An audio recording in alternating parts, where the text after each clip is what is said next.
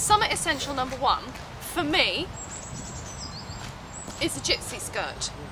Partly because you can squish them up like this, and I hate ironing, and they still look good when you put them on.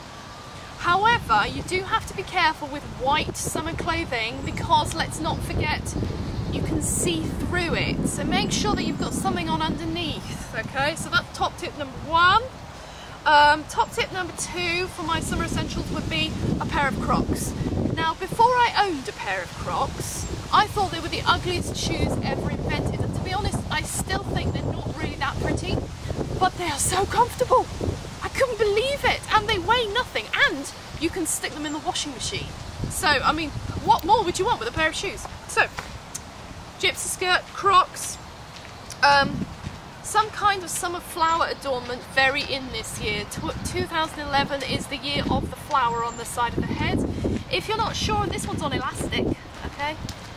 This one also is on a headband, so that's quite handy too. You can pick those up also pretty much anywhere. So, if you can't get to a beach this year, I'm not sure I'm going to get to a beach. This one smells like it's got seaweed in it, and this one's got sand in it, and they're from Lush, and I adore Lush. And so I went across there this morning and said, what are your best summer soaps? And they went, well, of course we've got this one. And this is like, it's like going to the seaside in your own bathroom.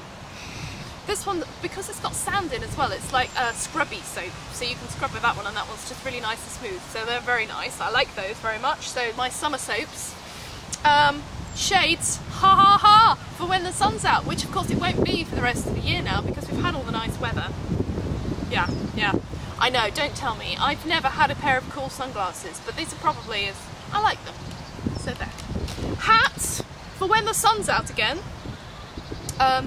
Obviously you have to put up with squashing your flower at this point.